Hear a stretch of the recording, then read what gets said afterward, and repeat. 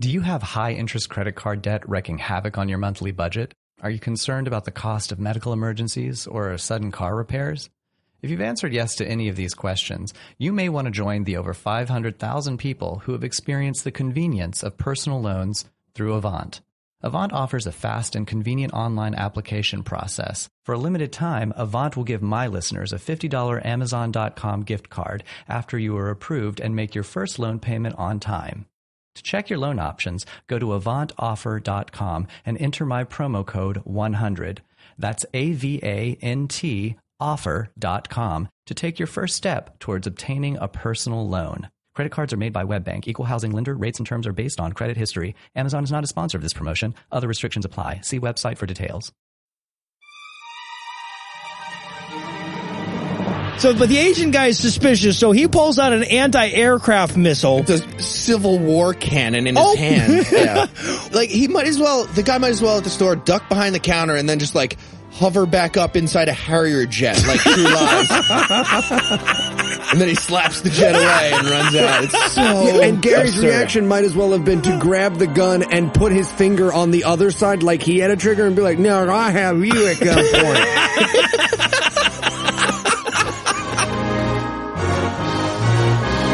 God-awful movie.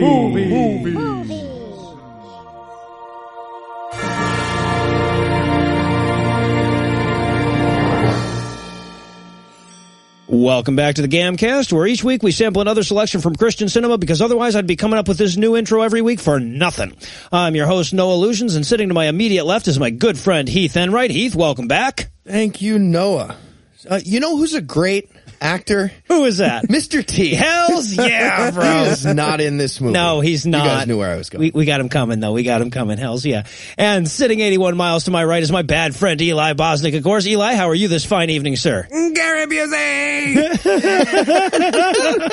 I mean, it's hard to get excited about Mr. T next week when we still have Gary Busey this week, right? Oh, Jesus. It's so wonderful.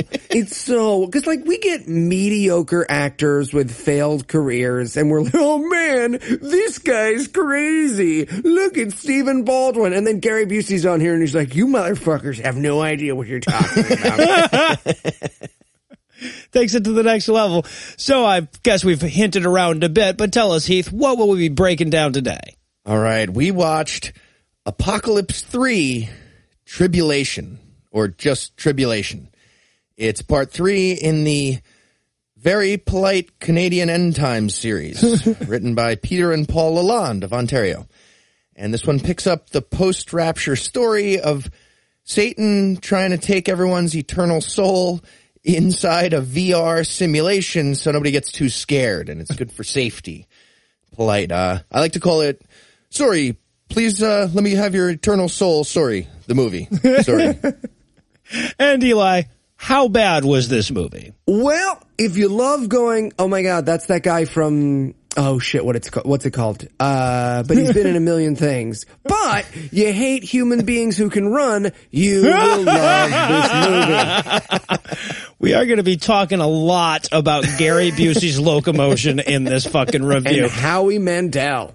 Well, that too, but mostly Gary. But before we get to that, I want to kind of reprise the thing I did last week. We want to place this movie firmly within the trilogy now that we've seen it all.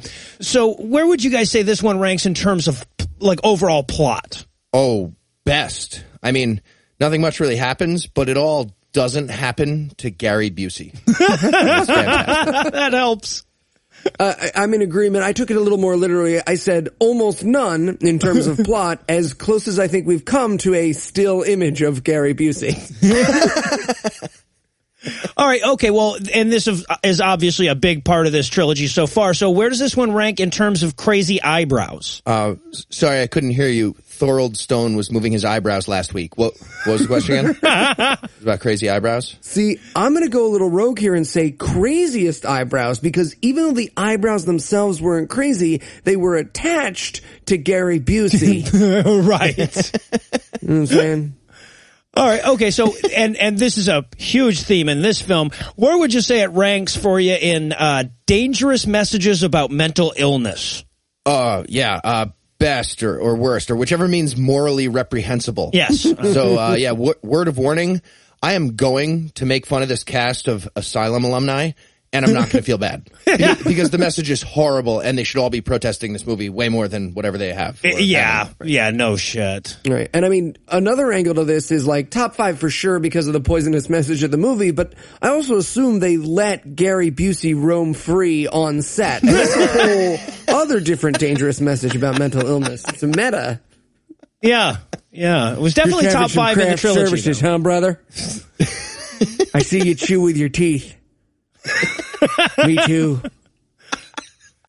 All your fingers still there, huh? Do something about that. Okay, so is there anything you guys want to nominate this one for being the best at being the worst at? Yes.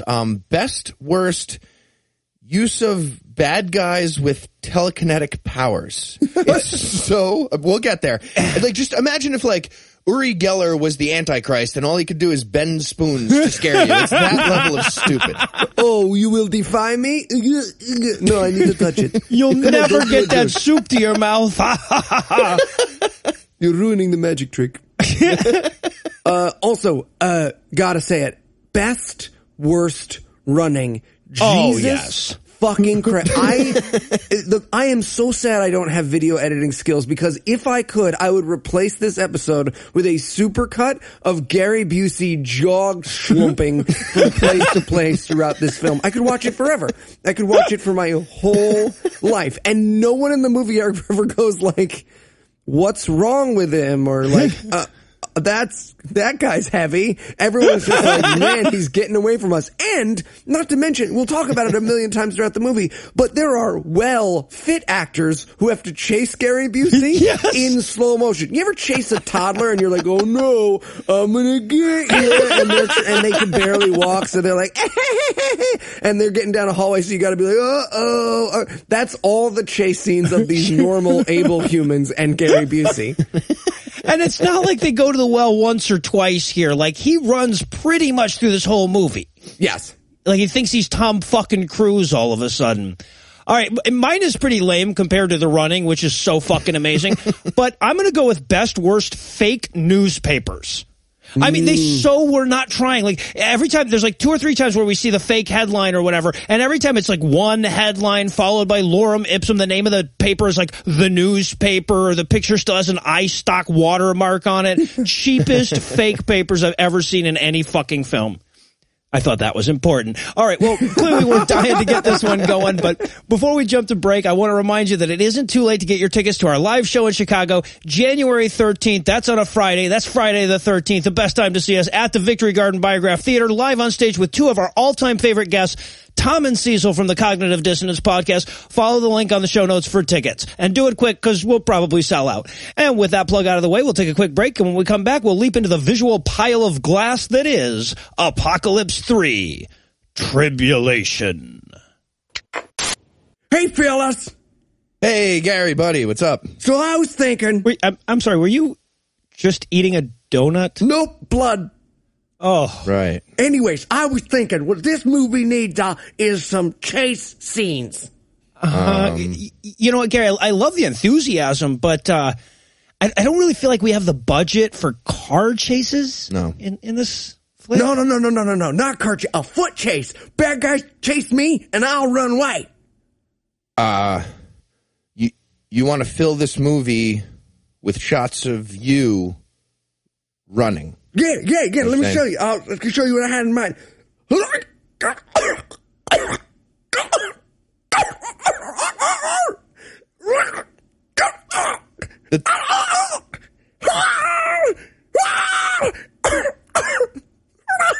Holy shit, man. Are you okay? Yeah, that's just my running noises. And you want to do that on camera. I sure do. Hey, why the fuck not, right? Yeah, can we get a towel for Gary? He did a little jog thing just now, and he sweat through his entire costume. Through it. Sorry about that. Yeah, like what? Do we have one of those tarps that they use for oil spills? I'll run and get it.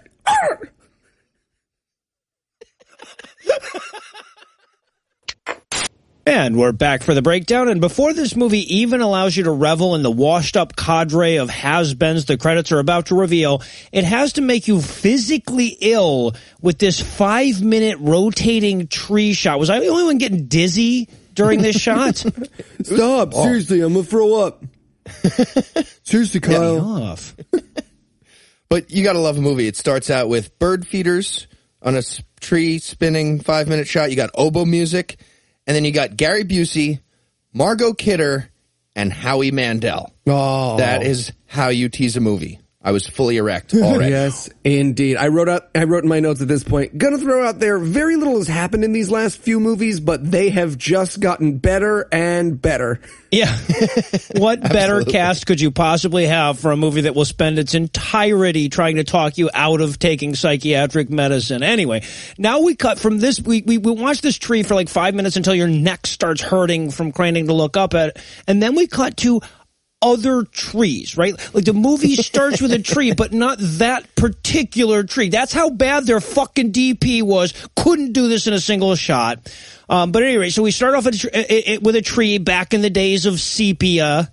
Yeah, right. And we got Scout Finch checking the knothole for Boo Radley stuff. Right. Pretty excited. Big Sister is carving a swastika into a tree. That would have been such a better movie.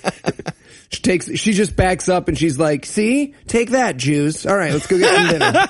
I would have been so much more into the first act of this movie if that's where they started. But no, she's carving her name and her brother's names onto the tree so that they'll know which tree to meet at in case they ever get lost in the woods.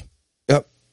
Yeah, they say this is the tallest tree in the woods, and that's how they're going to find the way. That doesn't help unless you're like flying overhead. Right. You're lost in a helicopter. We'll meet here. So you ever get lost, climb up to the very tippy top of a tree and look around. Yeah, Heath, right. I've seen people interact with you, not to be argumentative, but don't you just walk up to every tree you see and go, how tall are you? Because that's what people do to you, so I just figure Gary planned on doing that to every tree in the forest until the one said the biggest number. Now, of course, there is a problem with their plan to meet at this tree at the beginning of Act 3, and that is that, of course, unless they cast a magical god spell over it, the tree may not be standing, so they have to do that first. Mm-hmm. And she does this, by the way, in spite of her little brother who's like, hey, I'm a little kid. I'm going to pee my pants. And she's like, I am casting a spell. Give me a minute. Yeah, it's a shame they couldn't find anywhere that a young boy could piss in the woods. Anyway, but they have to, I guess, they have to build this into this Calvin pissing his pants scene because that's so funny when people urinate on themselves as children. Right, and get embarrassed. Yeah. Trying to create a serial killer. Well, kind of, they are, yeah. So then we cut to the modern day where apparently sis and brother are still giving Calvin shit about wetting himself back in 1973. And grown-up Calvin is the dad from Home Alone, right? I'm not making that up. Oh, is that who that is? I am 2% sure that is the dad Mr. McAllister? from Home Alone. Yeah. I saw that movie once when it came out, and I've avoided it since. He didn't, like, ring a bell for me. He owned a deli near my college town for a while, actually. Mr. McAllister or this guy? The actor who played Mr. McAllister, yeah. Oh, right on. Well, I think we can all agree that this movie is a step down from owning a deli near your college town. Yeah, and what a bunch of thought-out fucking actors we've got. Okay, so this scene contains Margot Kidder, Gary Busey, and eventually Howie Mandel. And I want to say, in Margot Kidder's defense, she has come out and publicly said, like, look, I had no fucking idea what I was getting into. I in no way endorsed this movie or the message of this movie or whatever. I'm Margot fucking Kidder. When I get a job, I kind of have to take it, but I hate this fucking movie. But still, yeah, Howie Mandel is the crazy brother of Margot Kidder, who's the crazy sister of Gary Busey. So not a great sign for the movie going forward. He looks like a gay guy doing drag as Mark Maron. It's nuts in this movie. Yeah, so we first hear them all arguing downstairs, and then we cut upstairs, and that's where Howie is playing with a Ouija board, except not, because that's actually a copyrighted thing, so he's got like a Ouija board or something like, you know. He's got a circle with letters around it. And if you think about it, that would be fucking impossible to use. You have to like climb up onto the tape. Fucking jeez. What's your name? Fucking Gregory? God damn it. I don't have time for this shit. Your hands would be all turned around on the planchette. Like, but at any rate, so he is the crazy brother. And as they're discussing whether or not Calvin wet himself when he was a child, Howie runs down for one of the most bizarre scenes that you will ever see in your goddamn life. Oh, it's where so he starts, good. Yeah, he's like quizzing him about the Tower of Babel. Well, he comes down because what Macaluso has sent him on the Ouija board is Genesis 11:6. Oh, so he comes down right. and he's like, "What does Genesis 11:6 say?" And they're like, "Oh, let's definitely like humor him on this. This will not lead to bad situations." So they're like, "Oh, you know, God was like, oh, because you know the bad people in the Bible, they all say if we work together, we're capable of great things." And we all know how that worked out for them. Teamwork. Jesus, make America great again. Yeah. Okay, here's the thing about Genesis 11:6. It's talking about the Tower of Babel, and it's talking about how if we all learn the same language, then there's world peace, right? Right. Isn't that the story there? I just wanted the rest of the movie to be about, like, studying Esperanto at ESL centers and making it work. No. Just desperately trying to convince some girl at a cafe. Now, I know what you're thinking. How would we? And we won't. It's gonna go badly. And what he's telling them is he's telling them about what's called the 100th monkey effect, except I don't think they know that there was a name for that thing when they wrote this. Yeah. And this is just absolutely insane bullshit. It's pseudoscience. It's not even a pseudoscience. It's like a pseudo-interpretation of pseudoscience. Right. But what's fun is both Noah and myself at one point really, really thought this shit was real. So it was like running into a high school girlfriend to hear this, because I haven't thought these thoughts and had these words run through my brain for years. And hearing another person say them who is a crazy character as an adult and remembering like me telling people this it was kind of nostalgic. I'm not gonna lie.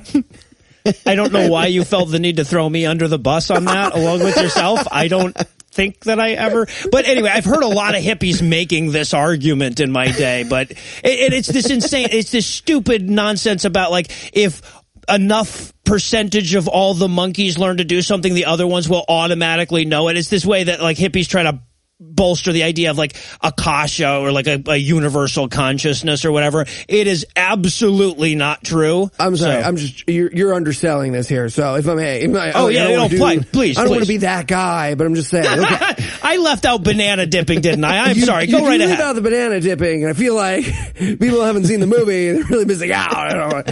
So there's an island. Right? And there's a volcano right in the middle of the island. There's scientists on the east side and there's scientists on the west side. And scientists on the east side, they start leaving out bananas for the monkeys on the beach. And the monkeys go over and they grab the bananas and are like, oh, these bananas are all covered in sand. So they start dipping them in the ocean, right? Start dipping them in the ocean. And a couple of monkeys see the first monkey do that and go, oh, that's a good idea. Then the 100th monkey dunks the banana. Their unity of thought creates a psychic unity which convinces all the monkeys on the island, and spontaneously, the monkeys on the opposite side of the island, they all start dunking their bananas in the water, and this is science. This happened. Don't Google it, because this is an example we gave before you could Google these kind of things. But that clearly, because actually the thing that they're talking about was done with sweet potatoes, not bananas, so clearly they had no Google ability here. Right. And that is proof that when a bunch of people think a thing, a bunch of other people who have never heard it will also think that thing. Yeah. Cut to Ray Comfort dipping a banana in the ocean, trying to explain intelligent design. Just gets blasted by a wave. It'd be fun. And, you know, at first when he starts going off on this thing, I'm actually pretty impressed because I'm thinking to myself, hey, you know, this movie is acknowledging that this is the kind of shit a crazy person would say right before he wrapped tinfoil around his head. Or so I thought. Well, I'm pretty sure this is just, and I think this is how they did a lot of the scenes in this movie. I'm pretty sure this is just Howie Mandel talking in real life. Because, like, I mean, they had Mandel and Busey and Margot Kidder in a room. I'm sure, like, you know, between takes, they're just, like, wearing helmets and VR goggles and, like, they're filming them. And Mandel's just talking in real life and sweeping off tables and talking about monkeys. And 2 minutes later, he explained how the Fed is a Ponzi scheme, but they cut it. Guaranteed.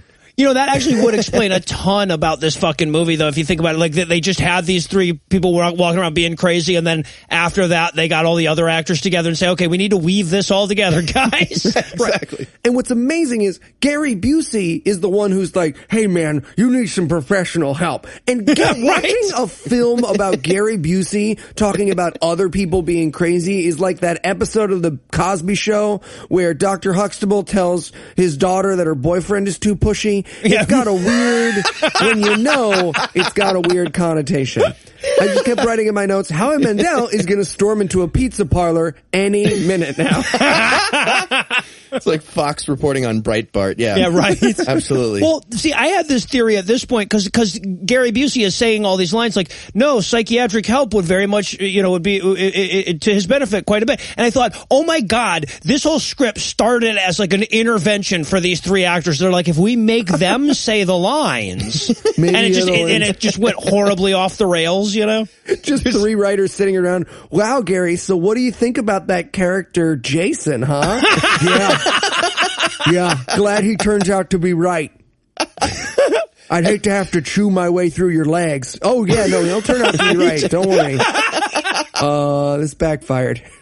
And yet, the whole time, they're clearly just waiting for Busey to do this. Like, at one point, actually, in the scene, the camera looks over at Busey as if to ask, like, okay, you gonna Busey it up yet? You gonna do it? And you could see he visibly, Busey looks at the camera and he like pump fakes for a second, like he's gonna Busey it, but then he holds it together. He's just like playing it slow. So like, we'll get there. He gets there, but you gotta wait not for here. it. The camera's like, all right. You're gonna do it later. Also, there's this incredible moment, right? So the sister's explaining it's the book of Revelations and he needs the Bible, not his particular brand of crazy. And she turns to Gary and she goes, that's what Jason needs. And you get to watch the moment that Gary Busey remembers who was named Jason in this movie. If you watch it, this entire film is worth it for him to be like, yeah, Jason, the brother, yeah, him. He's crazy. That's that colored fella, right? That's the colored fella. You want to watch me light my hand on fire? That was my idea. They just caught me doing it and used it in Lethal Weapon. So, yeah, so then, you know, Howie wanders off. A phone rings from the 1700s, so the sister has to wander off. And it's just Gary Busey and the other brother, Calvin. And I have to point this out because, like, Calvin has, like, 9 lines here, which are all some derivative of, I think religion is silly. I will not be raptured. It really does. But he does make some super solid points because the sister's like, oh my gosh, aliens are silly, but this book where everyone vanishes is real. And Calvin's like, do neither of you see how both of you are silly to a person who looks reasonably at both of your mythologies? And they're like, this is why you're not going to disappear, okay? This is why you're not going to magic disappear. Bitch. Somebody just pegs him in the eye with keys and changes the subject. Yeah. Just stab him in the jaw. Now every time you ask a question, the keys will just jingle on their own, motherfucker. And by the way, just small thing, Busey's wife is pretty hot here. Also Margot Kidder, in my opinion. So Jamie, boobs request, both of them. Margot Kidder and Sherry Miller. This is a tough one for you. Ugh, you don't have to tag See how me in good that you one, really Jamie. are. You don't have to tag me in that one. And this is where I started to really have this question. And this question sort of lingered for the rest of the fucking movie. Like, what is the living situation here? Do all three of these adult childless siblings, 2 of whom are married, live in the same house where they grew up? Joey Gladstone walks upstairs. Cut it out. Yeah, this is a weird situation. We also get a great scene here where Gary goes over to like a cabinet and he just hobbles over and opens up a box and he has like a ring in there. And he explains to Calvin that, like, he couldn't afford a nice ring for his wife, but at their anniversary celebration tomorrow, he's going to give her the ring she deserves.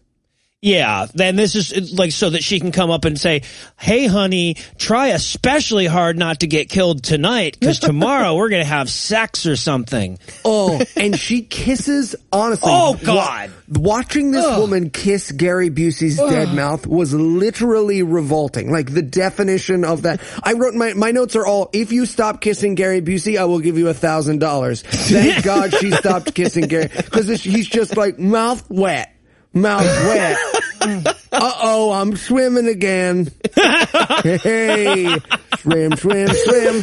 Fish, fish, fish. It was like, quite disturbing. I'm hoping she got some kind of hazard pay. I was literally swallowing back vomit through that scene. You know he got tasered like Goat Boy several times to get this paid. He's so weird. For most stakes, I think, yeah. So, and now, of course, we have to go meet the Antichrist again. And despite my and everyone else apparently from the notes intuition, this is the same guy. This is the same actor from the last one. Is it? Yeah, but he shaved his beard in between movies and slicked his hair back. So now he looks like Planet of the Rapes. He looks like Voldemort decided to sell waterbeds instead of being an evil wizard. It looks like Bill Paxton got sauteed in olive oil too long. I thought he was a new one. I thought he was a new one for sure. I did too. It wasn't until I was doing post-watch research that I realized it was the same guy. And of course, we're going to meet him as Howie's like watching him on TV. And I just want to point out this fun little detail. In this movie, he's now the president of the European Unity Project because apparently that now they have enough money for lawyers to tell them they should probably not accuse the president of the European Council of being the goddamn Antichrist. Sure. What if one of your viewers did murder him, though? Have you thought about that? That would be Facebook's fault, right? Isn't that the case? And then we cut to Satan, or not Satan, like Satan's second in command, I guess, meeting with his minions in this very like pentagrammy Satan room. Yes, and they have a scale model of the Tower of Babel. Yeah. Which demon had to put that together? It's like right? a cardboard thing you get at like the Ark Park gift shop, and it's like the magical item for this entire movie. His demon assistant is Spanish Mr. Clean, by the way, or Mr. Limpiar, if you will. Yeah. That's too clean, but yeah. He looks like an evil juggler. Like Zod is one of the flying Karamazov brothers. It's crazy looking. So they're all talking about the plot that's upcoming as they stand around their little Tower of Babel model. And they have a pentagram skylight. Yeah, it's so over the top. I feel like that's going to lower the property value when you try to sell it. It's like, oh, I see you have a pentagram. See, I would pay skylight. more for that, but yeah, I'm probably in the minority there. Did you murder anyone here? Yep. Oh yeah. Yep. Remember Helen Hannah? Spoiler. And they say like, oh, we'll possess Tim Tucker. He's rife with Satan-y shit. He teaches about the occult and plays with a Ouija board. So yes, the subtle message of this movie is the demons are able to control this professor because he has played with a Parker Brothers toy and read books. Yes, that's it. Yeah, you're supposed to know that, and they're warning us about the importance of not playing Monopoly while reading a fucking book with this scene. So we get Tim Tucker and his wife sitting in bed, and of course, he's reading Macalusso's book. She's reading the Holy Bible. And then he completely goes all Satan, grabs her Bible and throws it. Right, and you know how often Satanists and occultists like go crazy and kill their families because of what they read in their book, as opposed to Christians who go crazy because of what they read in their book and kill or hurt their families. Like the story in the Bible where a guy goes crazy and is gonna kill his kid, and how many people. Let's go with the one where the guy actually did kill his daughter. Let's go with that one instead. Carly Fiorina? Let's not get political on this show. So the husband goes crazy and starts screaming about how the time has come to free the world of the haters, and he's going to have to kill his wife. And of course, we cut straight there from there to Gary Busey out on patrol, getting the call about the domestic situation he's 8 inches away from. Right, who does not ride in a cop car or have a partner, I assume because the last one got him 9 months pregnant and stole his cop car? And it's like, attention all units. He's like, I'm already inside. I was the one who called it in. I called in. I'm ready. Don't worry, I was already breaking into the house for different reasons. I was going to put back this tire I have wrapped underneath this sleek jacket I'm wearing. And this is the first time Gary Busey runs in this movie, and I could watch Gary Busey schlumph over. God, it is like turning a pan of molasses upside down towards that door. There was a day of shooting where everyone saw Gary Busey run for the first time. Like, I know these people are Christians. I know they are, and they were like, message of Christ and our Lord and Savior. But there must have been a moment where just as humans, they saw Gary run for the first time, and they were like, well, who wants to tell him? All right, I guess we just keep going. By the way, this run that we're talking about is from the car to the front door. Like, he runs like 8 yards. He's clearly slowing down by the 7th. He's clearly out of breath. Yeah, so he finally bursts in the door, and the professor's chasing his wife around because he's like, I will beat God. And Gary Busey pulls out a gun and points it at the guy. And there's this crazy moment where the guy looks at the knife on the counter and then looks back at Gary Busey. And then Gary Busey looks where the knife was and it's gone because he's magically, telekinetically zooped a knife over to himself. Yeah. Into his mouth, if I saw it correctly. He catches it in his mouth like a magician. Like, I really wish he cut himself a little bit, had to stop for a second. Oh. Like, would you get, there's peroxide in the cupboard? Just give me a second. Oh, I'm not going to be able to eat for a week. I'm not going to be able to eat for a week. I was going to have tomato sauce tonight. That's going to be a fucking nightmare. So, and just so that because this movie doesn't have the balls to go ahead and kill off the wife, he starts, the demon-possessed guy starts talking about how Macaluso will, fix the world and kill all the Christians, and the demons who are possessing him are like, oh, fuck, early, let's make him jump out a window here. Also, incredible moment that I guarantee was improvised. He starts to throw himself out the window, and Gary Busey goes, where are you going? Out the window, Gary. And then, of course, then we cut back over, so he jumps out the window and the wife screams, and then we cut over to Howie, who has also jumped out of a window. We haven't seen this. We just see him also laying in the ground. And and go ahead and puzzle it out yourself. God damn it! Try to keep up. Again, they just watched these actors until they had an idea for the plot. How do you know in real life did this? Fuck, Howie actually threw himself through a window. We're gonna have to work that into the plot. That's perfect. Now. We'll have both of them do it. Wait, let's get a stunt man, and we'll just this is all gonna work, guys. This is all gonna work. And then Busey was like, "I want to come. Where are you going?" Okay, don't let him do it. No, hold on. And there is this incredible moment where Gary Busey runs to the window, sees the guy has fallen on a car below, and just goes like, yeah, he's probably fine. Walks away. So now all the cops have shown up for the post-crime scene that we always get. And we get Gary Busey talking to his partner. And I love, because they've set up so much bizarre shit that now he has to explain it to the partner, but he's Gary Busey, so he can't act. So he's just going as though he was saying it didn't make sense for him to be wearing a football jersey in this kind of weather. He goes like, it was really weird the way he used the force to get that knife. And what? And his partner's like, yeah, Gary? What do you think happened? Do you think you missaw it? And he's like, no, I think it was probably the devil. But I don't take into much that. So wish it was you here because you could anti-devil. Well, right. The partner actually says that. He's like, well, that guy was into some occult shit. So maybe it was demons that possessed him. It's like, yeah, maybe it was. And then also, I love this moment so much because they call him Officer Busey, we have another call. This time it's at your address. And I wanted so bad for him to pull up and Mel Gibson's there with his daughter yelling, "Payback's a bitch, Mr. Joshua." But that was not what we got. We got Busey running again, though. No, we did get Busey. It's fantastic. I could just see me walking alongside him going, so you're jogging, are you? Anyway. He runs like a diabetic cat.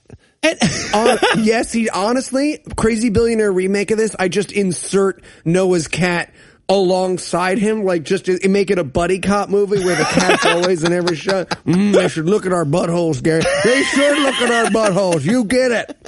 God, this is the first guy on this set who makes sense. Finally. Diabetes. So he shows back up at his house just as they're like loading Howie into an ambulance. So he has to take his wife to go see him at the hospital or whatever, where she has to like explain to him what just happened and apparently us. Yeah, and here's the crazy thing, and this is where this movie starts to get poisonous. Gary is like, oh, I mean, your brother's obviously very ill. We have seen this behavior from him. We need to get him help. And she's like, no, he's not mentally ill. Maybe he was before, but this time it was the devil. Right.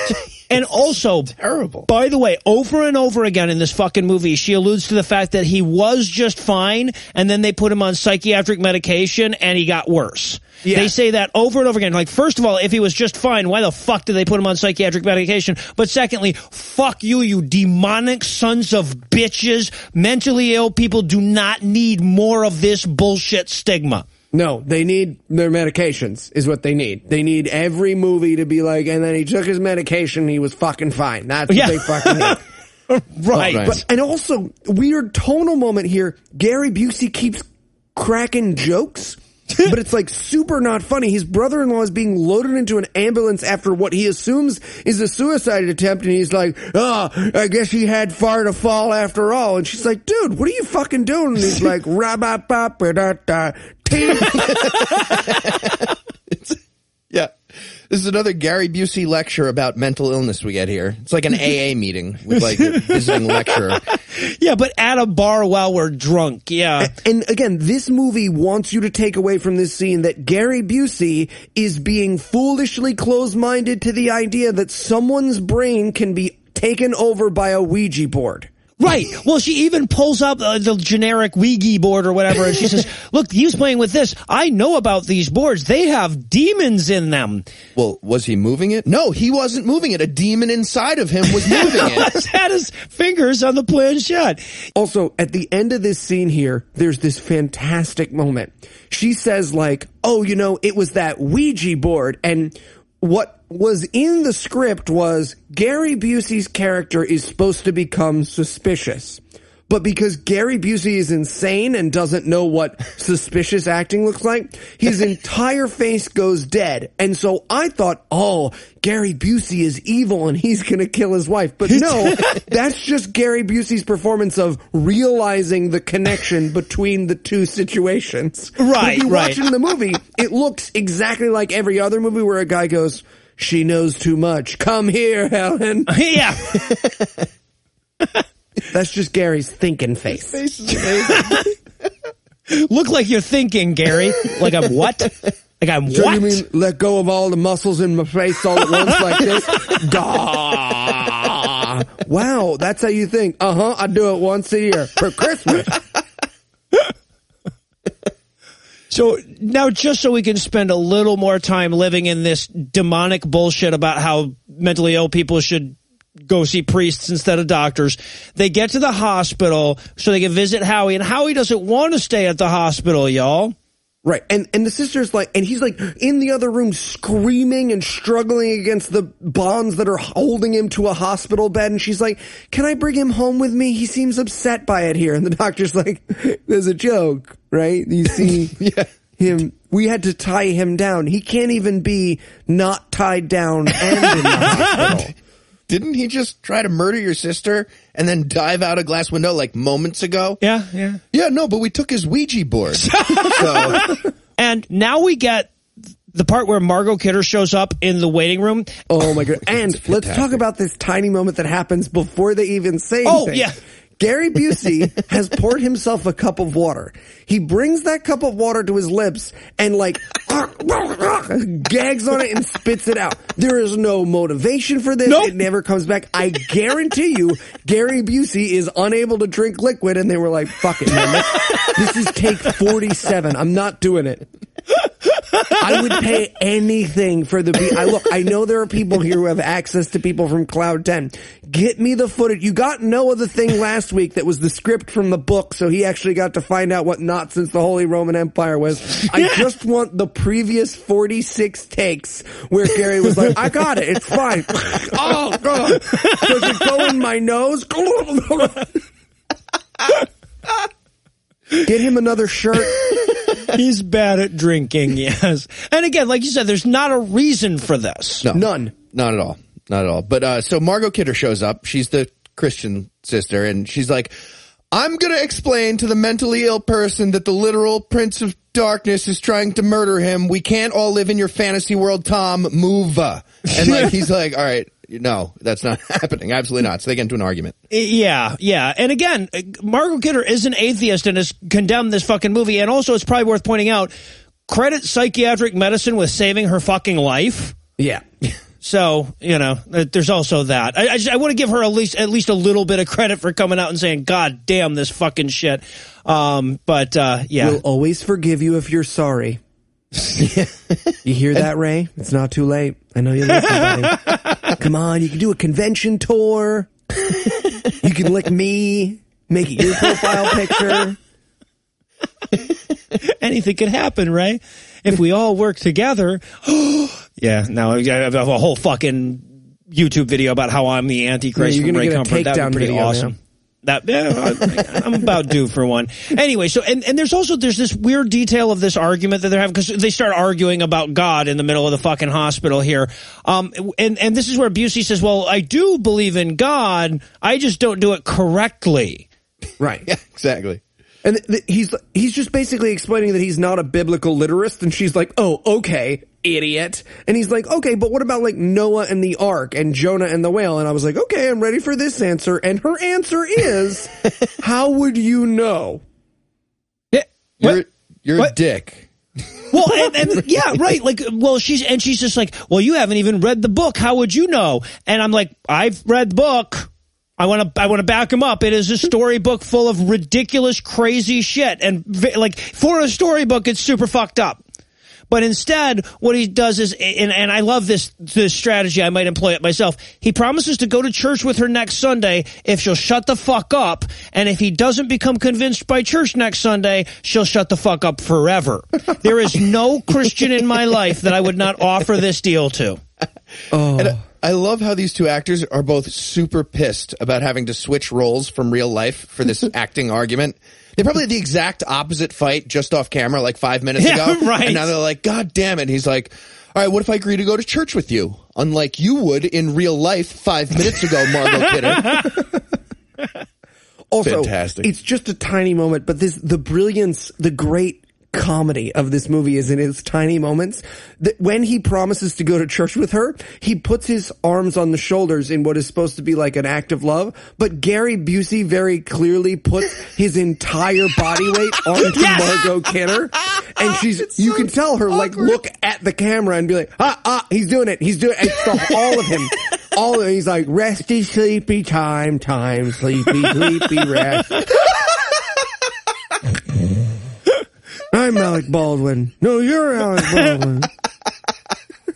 So then we head back to Howie's hospital bed where Susie is Gary Busey's wife and Howie's sister. That's that character. And she's trying to talk him down. And he's like, will you just listen to me for a second like a fucking reasonable person? Demons are in control of my brain. What is so hard to understand about this? Right. And this was actually really like, I was having so much fun with fucking Gary Busey. I really was. And this was the part where like, this movie very clearly was like, look, if someone earnestly tells you that their brain is being controlled by demons and they need to get out of a hospital, you need to break them out of that hospital so that they can run free. That's a magically dangerous statement. We've had some like, those pills aren't much good for you. And they piss me off when they're just like, don't take your medication, just pray on it. But like, break you out of an asylum is a whole new level of poisonous and dangerous. Well, I mean, there's even, because Gary Busey comes and gets her or whatever, and they're standing out in the hall talking about shit, and the nurse shows up to give him medicine. The sister literally stands between her mentally ill brother and the medicine he needs. Yeah, right.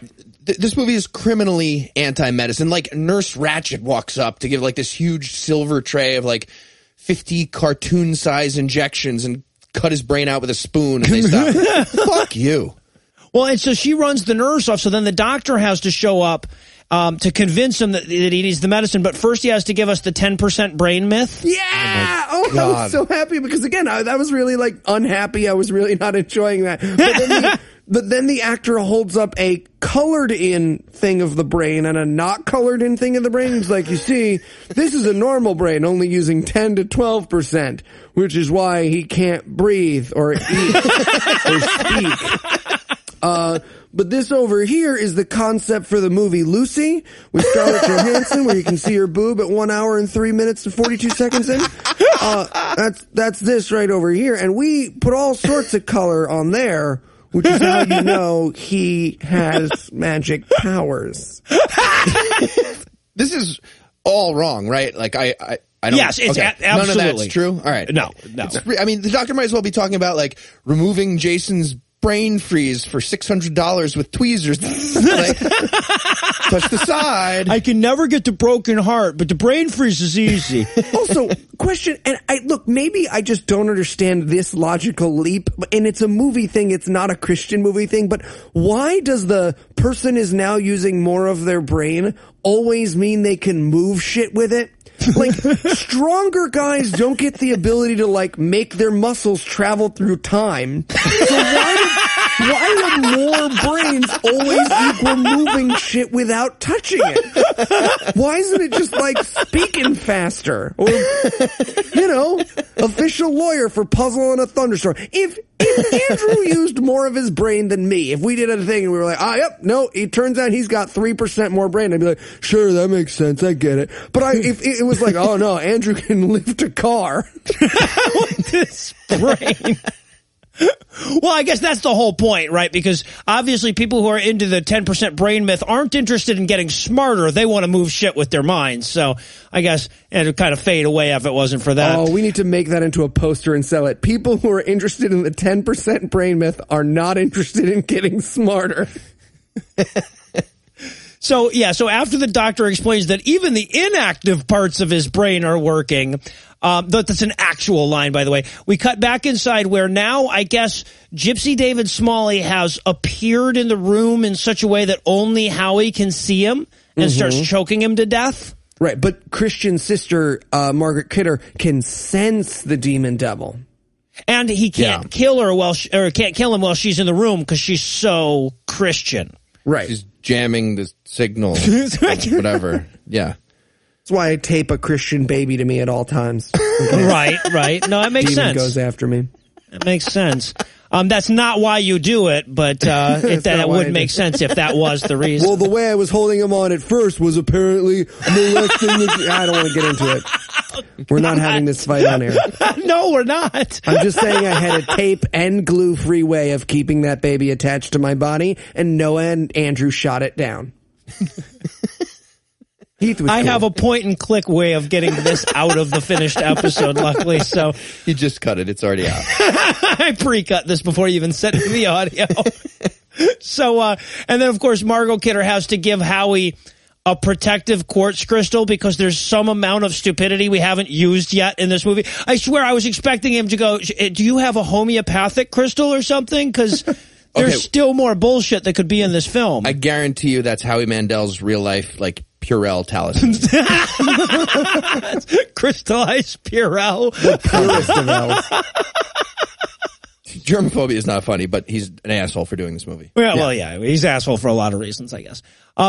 So Gary's starting to get suspicious because the crazy guy he talked to was talking about Macaluso and Howie was talking about Macaluso. So he goes, hey, you know what? I'm going to go check out the autopsy of that guy who jumped out of the window. Now, first of all, why the fuck would they be doing an autopsy on a guy who are they trying to determine the cause of death, are they? What's he expecting? Like, looks like he jumped out a 14th floor window. Right? Also maybe a demon or something. Just as I thought, poison. And Dr. House comes out of the room. It's never lupus.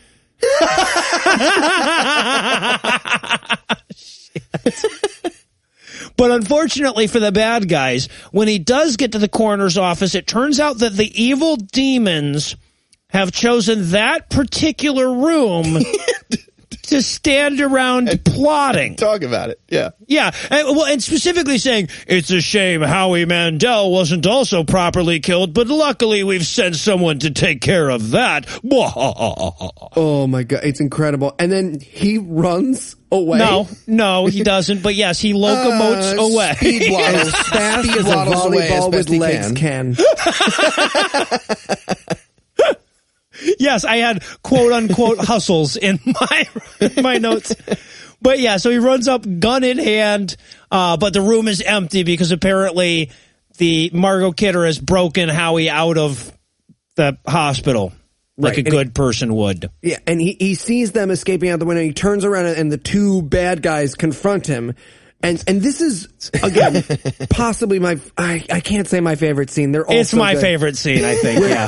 The two bad guys go, so, who heard what your brother was saying except for you? And he goes, oh, well, the ambulance driver. And he goes, Johnson, you know what to do. And Johnson walks out of the room and comes back in like 3 seconds later. Yes. Yeah. Literally 3 seconds later.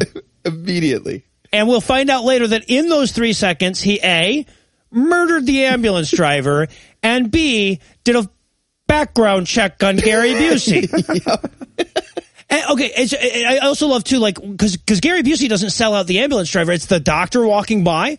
He's like, right. Who else knows about this? And the doctor just happens to be walking by right then, you know? Just walking past, tell you about the ambulance driver and his amount of knowledge related to this thing. He says that Jimmy Hoffa was buried right near the 50-yard. Thank you, doctor. Thank you. Thank you. Enough. Moving on.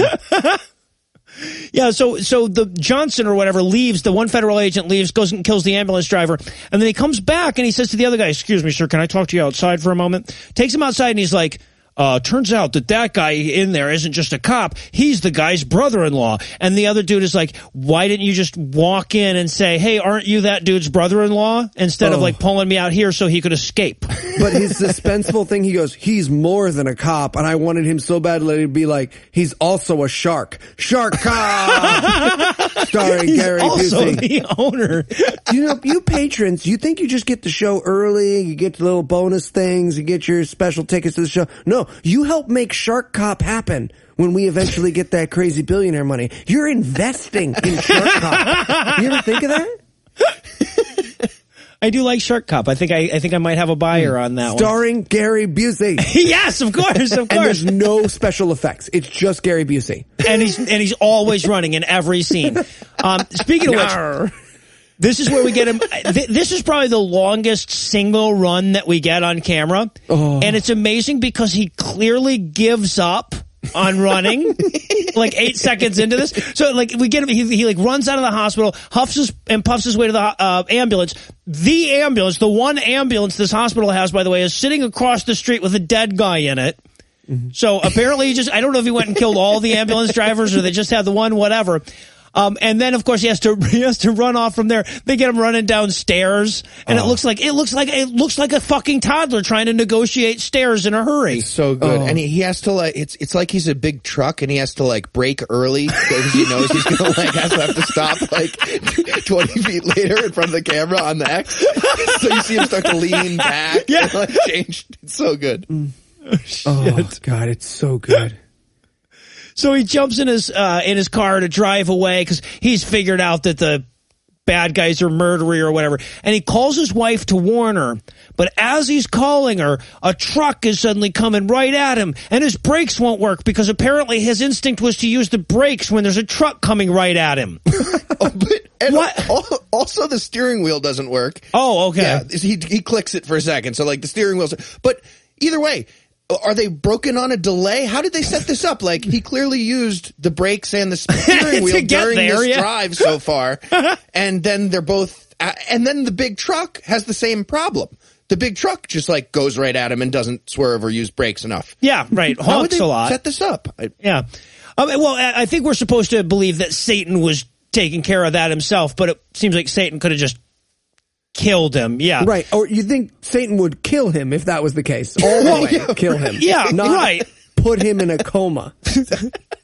So that he gets in the car accident. Then we get him waking up in a hospital, and apparently he's been in a coma because he walks to the mirror and he's got a beard and long hair. Oh my God. So it is ridiculous. Rip Van Winkle level of comical. Okay, so look, there's a movie trope of like, guy wakes up from the coma in the zombie movie and can instantly walk and do all the things that a human body can't do after it's been in a coma for years and years. But like, okay, that movie trope aside, Gary Busey leaps out of bed and like, boink, I don't need that anymore. Scoop, doop, doop, doop. He has like Dumbledore level hair and beard. He does.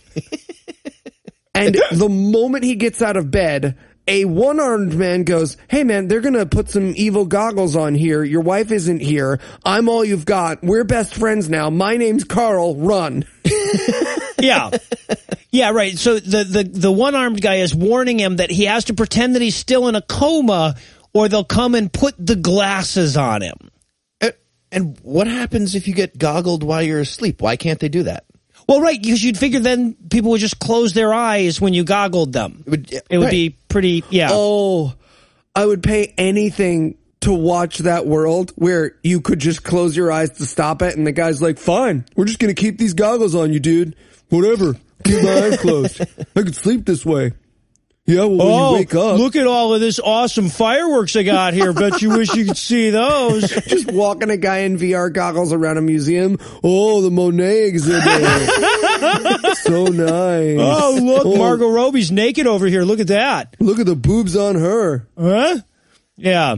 But so so then the bad guys come in just to reinforce this and slap the goggles on the one-armed guy like seconds after he's made this warning or whatever. And so he shows back up in virtual reality, the Matrix construct from the last movie.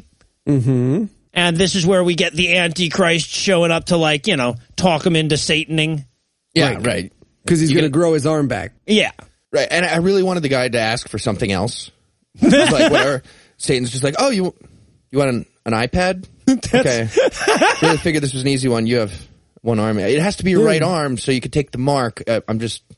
Do you want both? Or? No, I'm good. I just want the iPad. Ooh, 64 gigs with the AT&T connection, not the Verizon connection.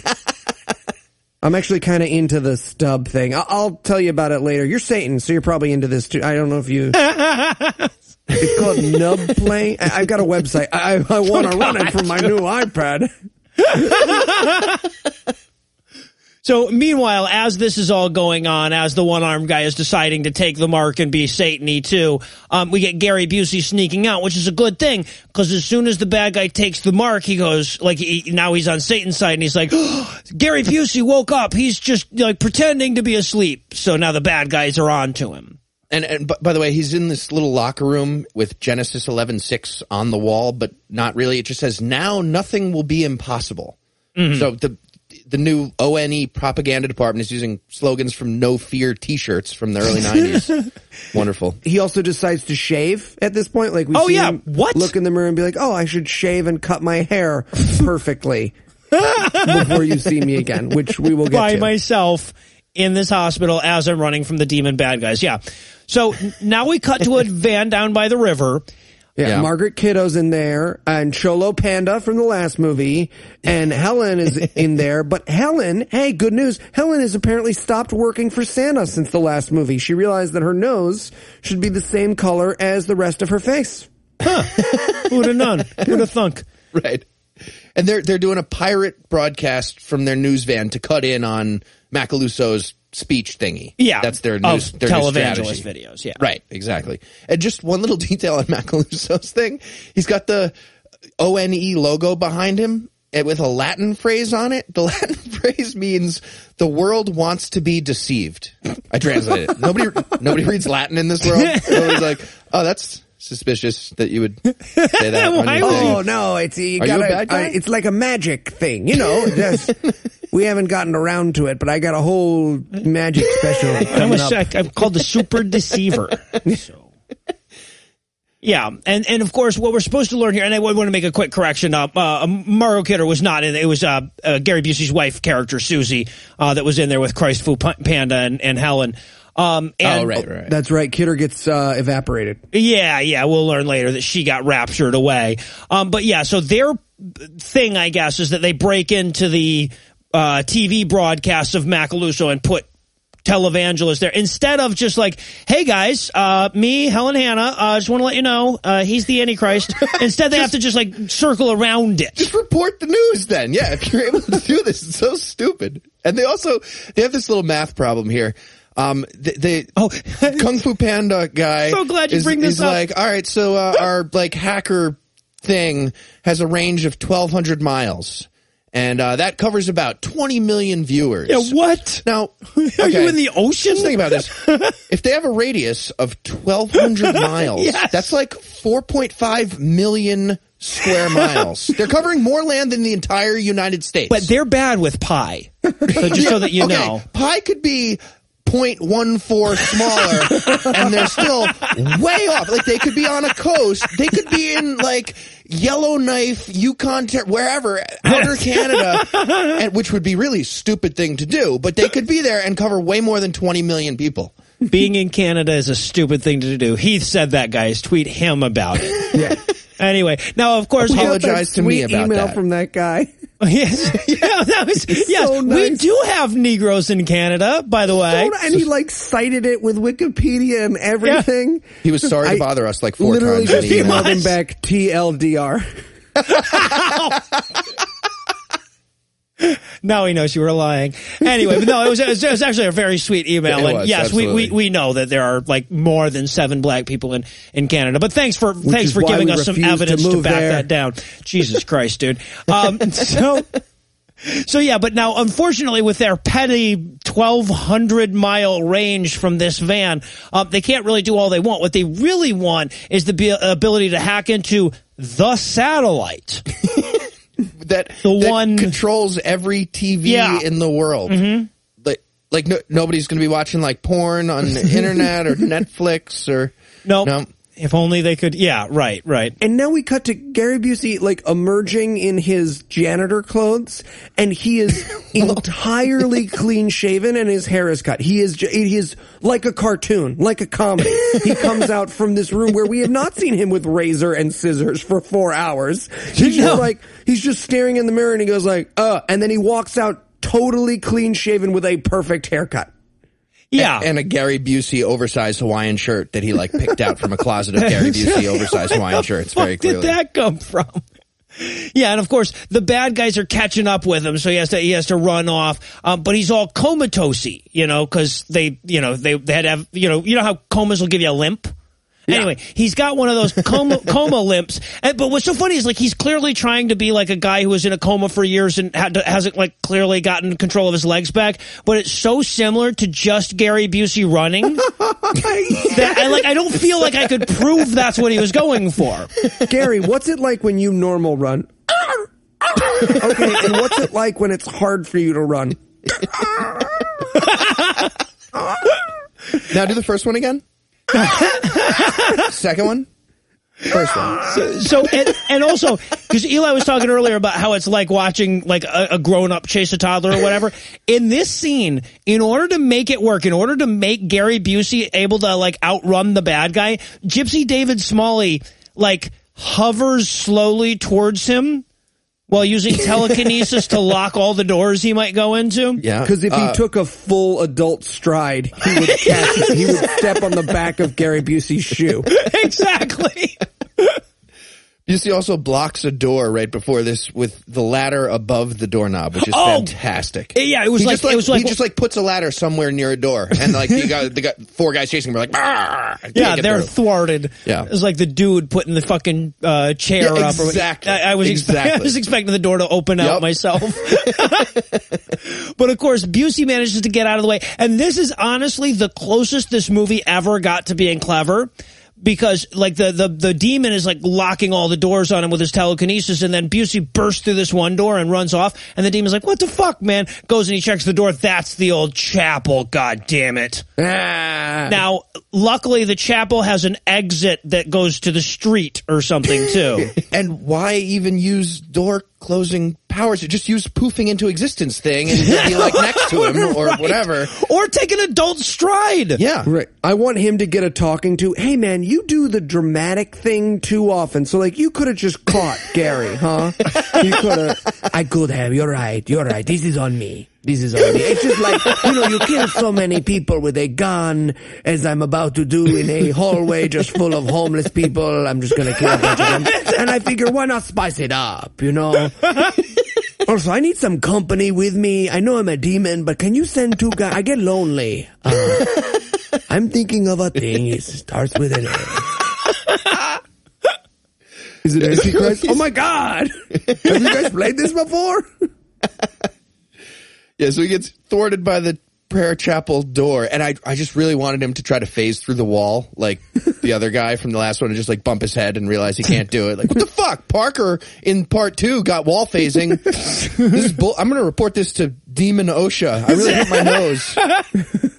Whatever. So, and of course, then we get Gary, like, getting out of the hospital into the real world. And the first thing he sees when he gets out into this crazy new post-rapture world that he was in a coma through or whatever is the cops smash into this black dude's car and pull him out of his car. And I'm like, oh, so it hasn't changed much. No, you can tell this is a movie because the cops don't kill the black guy. Well, they not directly, not immediately, right. Yeah. Instead, they force the virtual reality glasses onto him so that we can watch some character we've never met and will never see again go through his, like, tempted by the Antichrist moment. Wait, was this Ronnie? I thought this was Ronnie from the last one. Well, is it the same guy?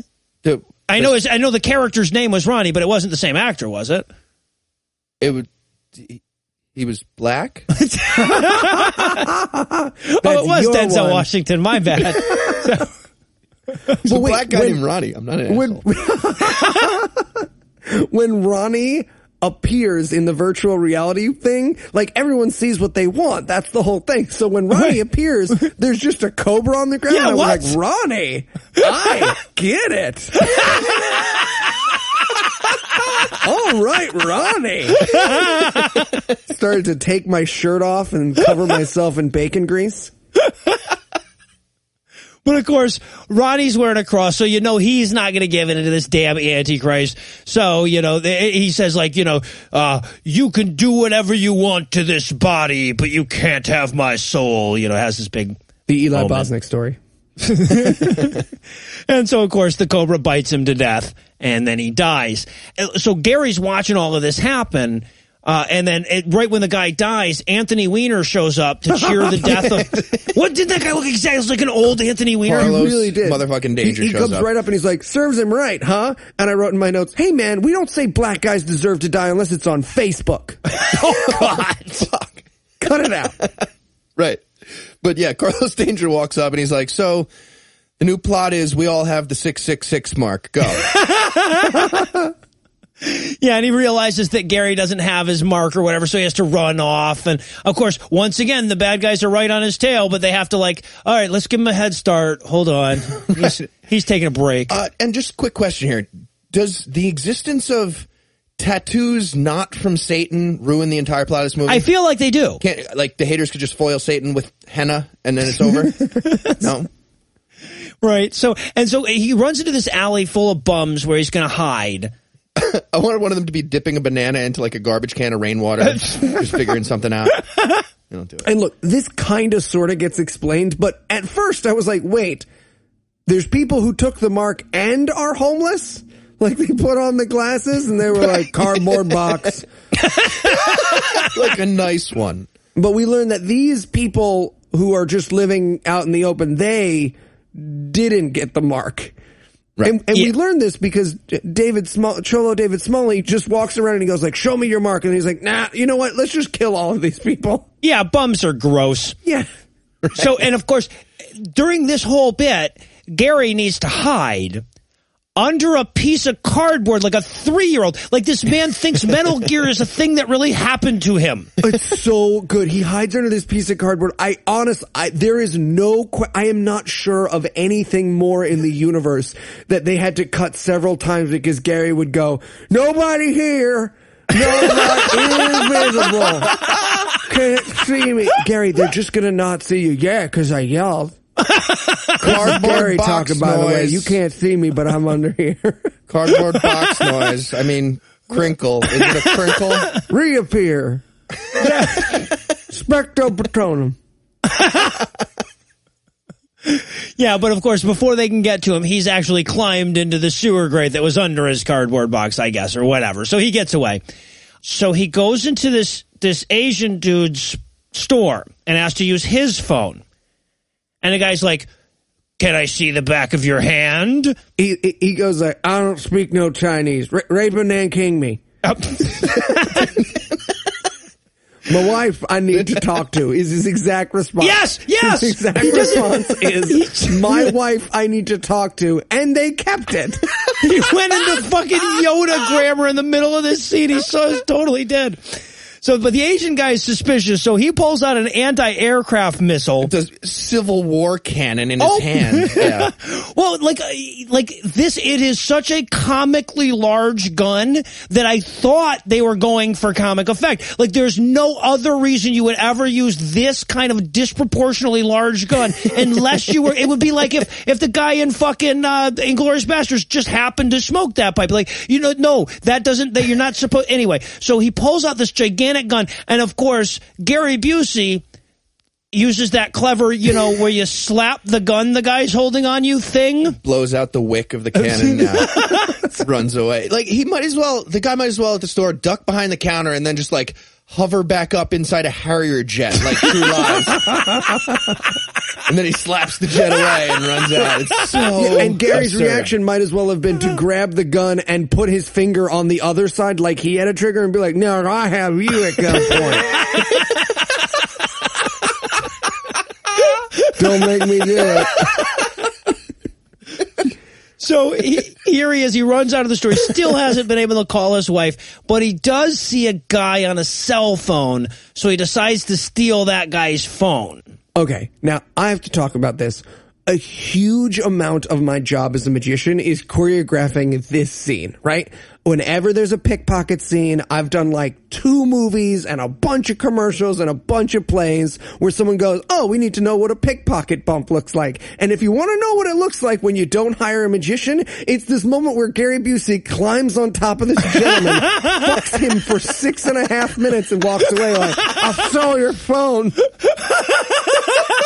A little trade secret. You just do a normal bump and then the person has the thing. There's nothing special to choreograph. But obviously, the people who made this movie don't know it because Gary crawls up this man's ass, wears him as a puppet for 6 years, marries a woman, has 2 children, crawls back out again and is like, "Got his phone. Invisible. I thought I was going to have to cover myself in cardboard for that one."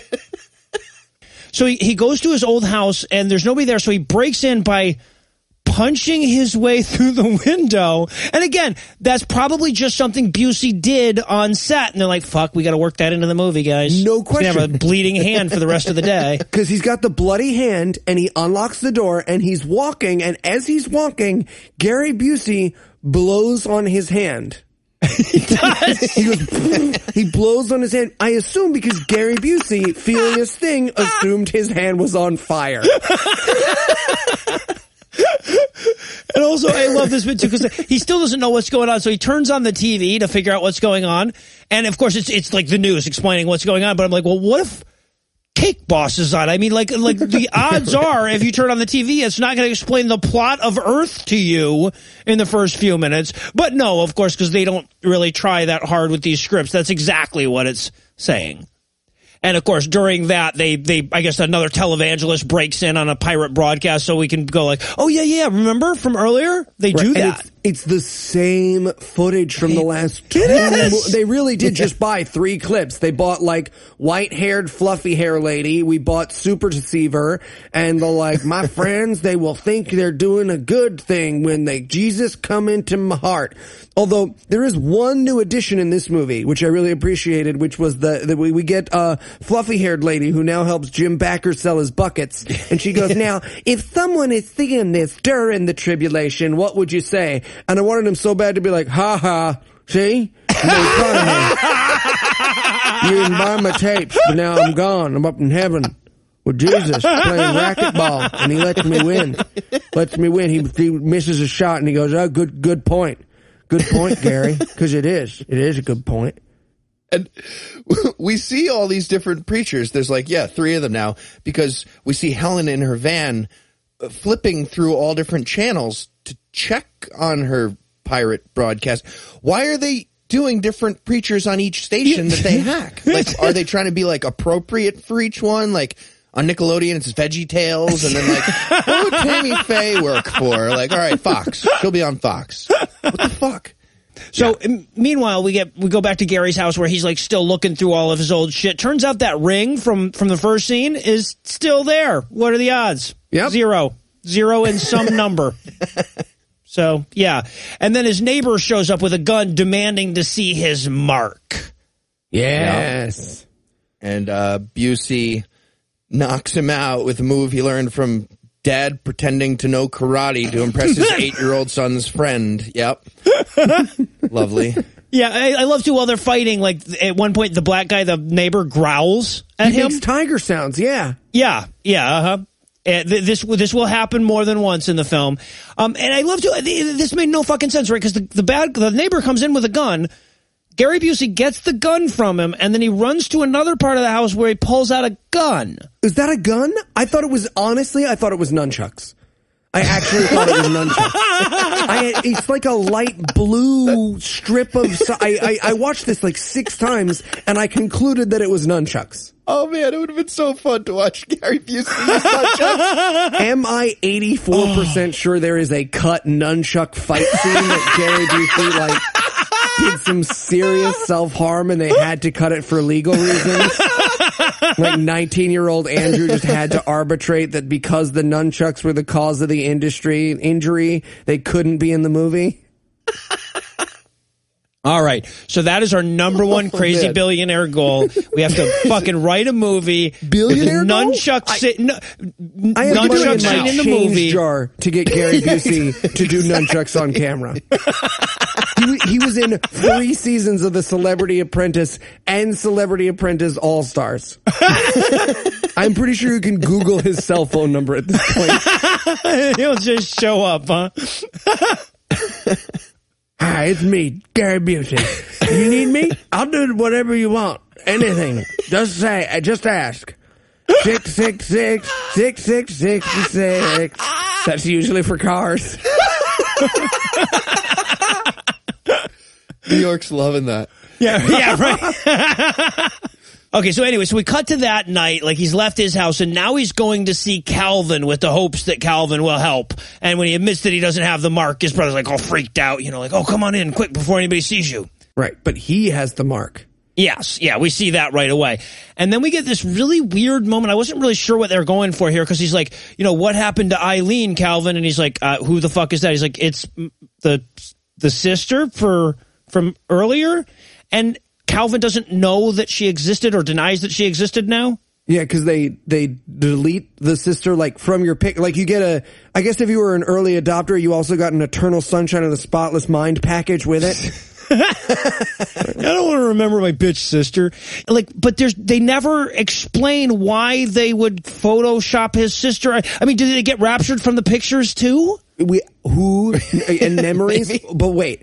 We have to talk about his performance in this scene. Oh, the whole point is this performance. It's fucking magic. So Calvin says, like, all right, the doctor said this might happen. You had a serious head injury. We don't have a sister. And then Busey goes, first he takes a big pause, and it's like, ready, camera guy? Going full Busey. You watching? You're gonna miss it. We have a sister. But they're speaking very normally. Like he's just like, look, man, you had a head injury, and you see Gary Busey go 3, 2, 1. We have a sister. And you can see the other actor get surprised and upset, which is amazing. You get to watch another actor be like, that's obviously not. Oh, we're keeping going. Okay. So, and my favorite moment, I watched it like 10 times. It's incredible. I kept backing it up until Anna was like, you have to stop. You have to stop. You have to get the movie done. Yeah, you got to do the show. Very clearly in the script, the guy who was writing it imagined this as, no, we have a sister. But instead, he just, He goes nuts with it. It's so good. Like he awesome. found it, like he was dunking for sisters. Like he came out with a sister in his teeth from a kiddie pool. His performance would have made more sense. So now, of course, Calvin wants him to try on these magic Antichrist goggles. And this is where we learn that Calvin has telekinetic powers because he uses his telekinesis to grab the goggles. This will never matter in any way.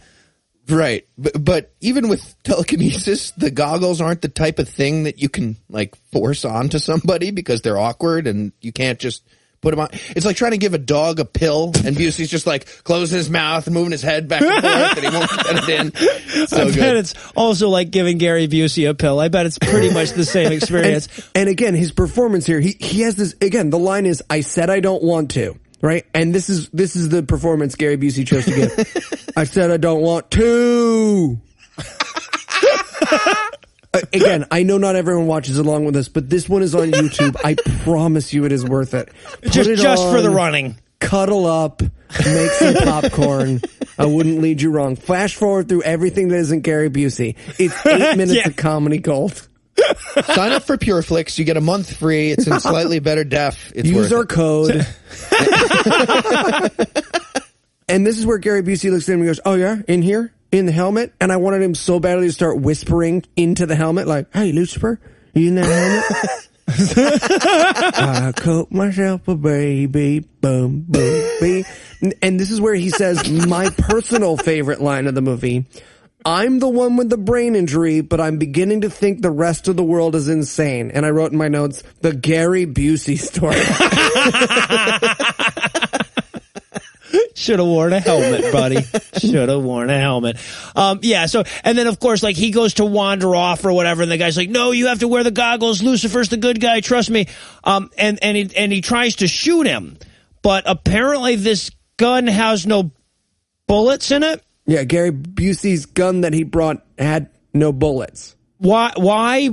Right, and Nothing? then to make it make even less sense, Gary Busey goes, all right, I'm going to leave. And then he comes back and he goes, you know what, I'll put the helmet on. Here, get it. Because he's like knocked it to the floor. And he's like, oh, okay, good. And then he, boom, karate chops him on the back of the neck and he's knocked out. I love, too, that, like, everyone in this movie who gets hit is unconscious. It's like the walking concussed or something in this movie.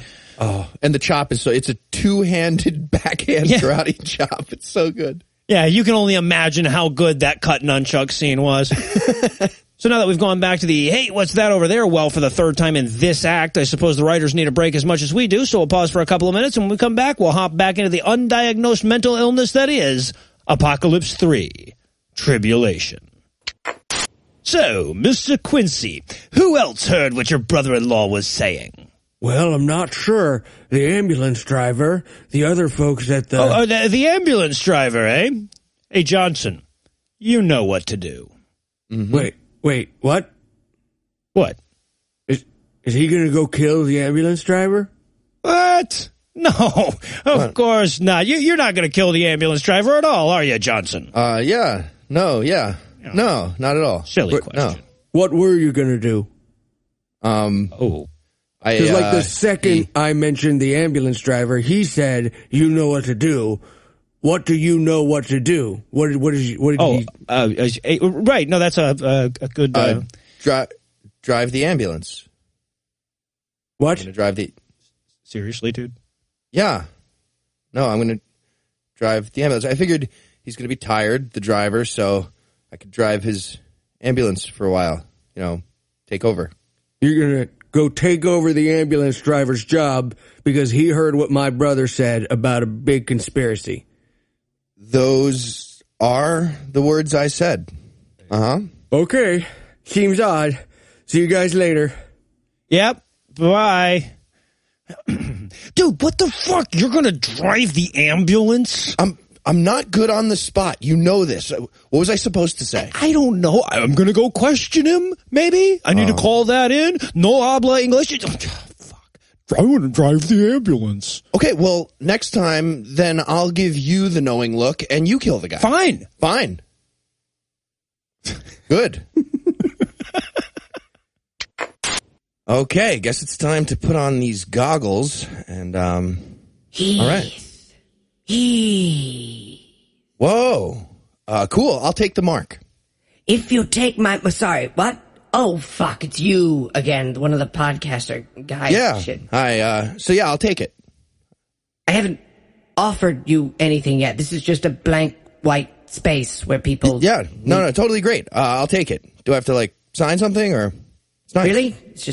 It's just a blank white space. Like, that's what you want from the Messiah, to take my mark.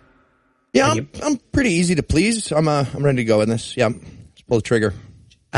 Geez, I guess, yeah. I feel kind of bad. Can I get you anything else?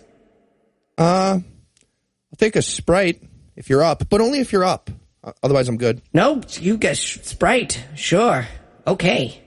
You and the other guy. Really easy to please. Surprising, honestly. Oh, yeah? What did Noah ask for? A waterbed. Can you believe it? A waterbed. Huh. Well, I hear they're comfortable. Yeah. You're like sleeping on a balloon full of germs. They are comfortable. They're no Casper, but... And we're back for more of this nonsense, and we're going to start off this time with Helen Hanna all captured and tortured in that demonic boardroom from earlier with the pentagram. And she's being, like, tortured to find out where God is. Like, yeah, where she keeps her God. Literally. And it's really weird. They have her chained up in this, like, strange style thing. Almost crucifixy, but not quite. Oh, yeah, almost, like... Equally reasonable, one of those yard-sized zip lines for a dog. She's walking around Pentagram headquarters. Would have been way better. This is also where he tells her, like, oh, your God is running and afraid. That's where your God is. And you just know the people watching this yelled at their TV, my God ain't no coward. He ain't yelling. Yeah. And then, of course, he wanders off after saying, God will not help you, blah, blah, blah. He wanders off and she goes, I'm in. See, it was all part of the plan, you see. But anyway, then we cut to Gary Busey in a field, because remember that tree that they were carving at the beginning of the movie? Yeah. And Gary Busey, like, is hanging out of the tree, and he's like, here you are, new high tree. And Howie Mandel is just hanging out in the tree. Now, okay. So weird. I want to explain just how stupid a scripting moment this is. They've clearly set up... Here's this tree where we're going to carve our initials. This is the meeting tree. So later on in the movie where we all have to meet, we can figure this out. Howie Mandel's character was not involved in that in any way. No. Right? This is the sister or the brother-in-law that he met, decades after. And when fucking Gary Busey says, Howie, what are you doing in this random tree in the woods? He's like, no fucking idea, man. We did not tackle that in the script. What's amazing is his answer is, I know, right? Yeah, it is. That's all they've got.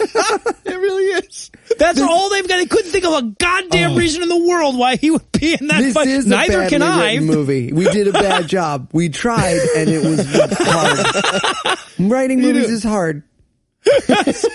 Harder than the LeBons give it credit for, when Lons, whatever the hell their name is. What are you doing out here? Oh, I'm going to catch you up on the plot thing with the uplink. This is perfect. I'll tell you about it. And it's amazing. They have to hug here because they're friends in the movie or whatever.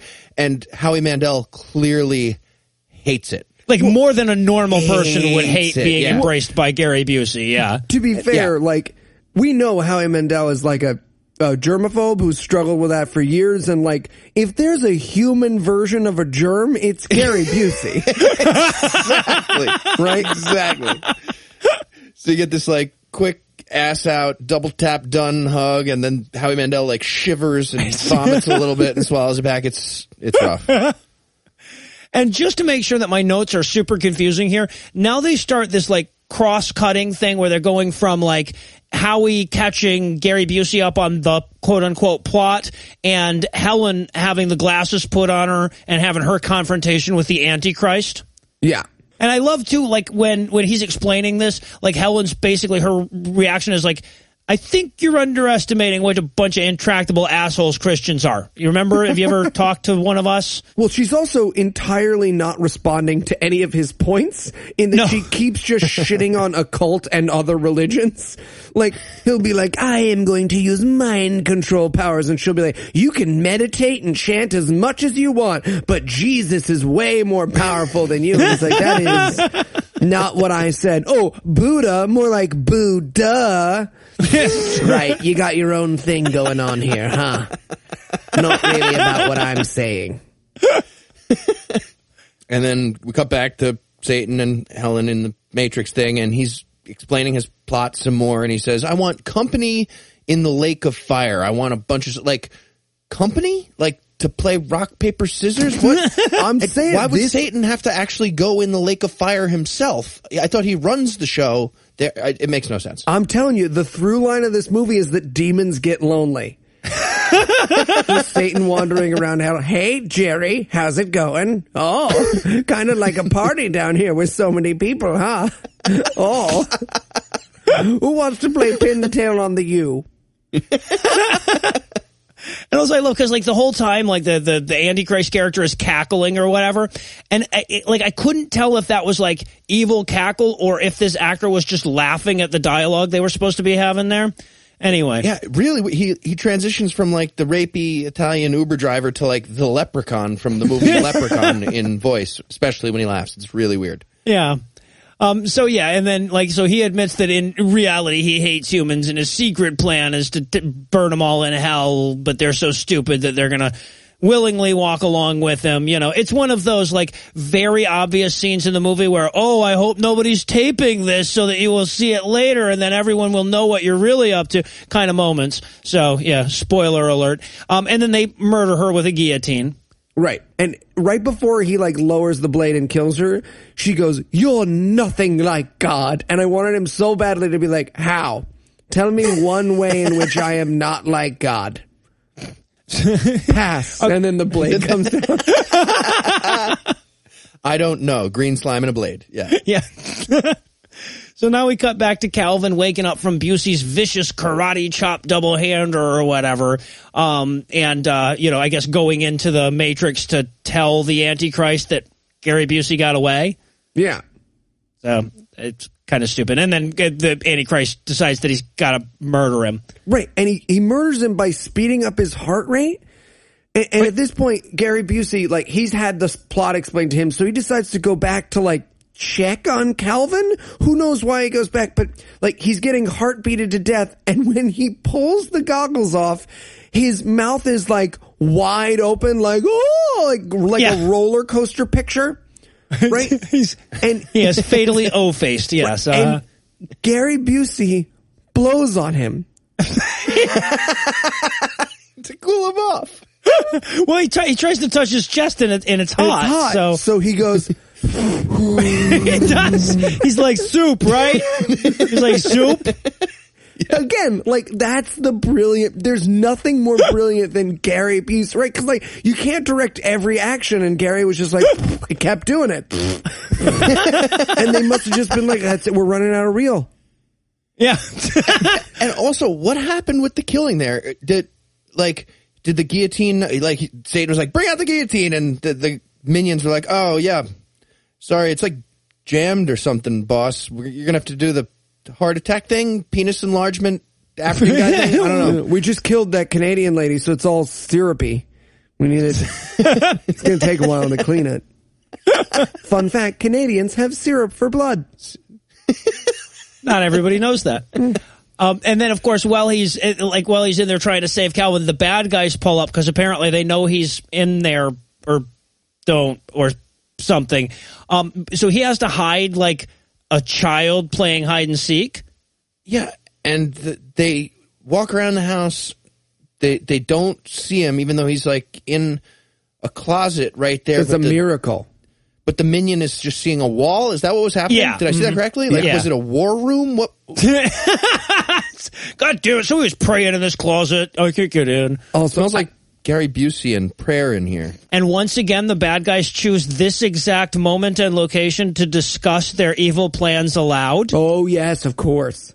So they're like, yeah, we don't know exactly where they are, but we've set this trap with a fake but real satellite transmitter that'll give them everything they want.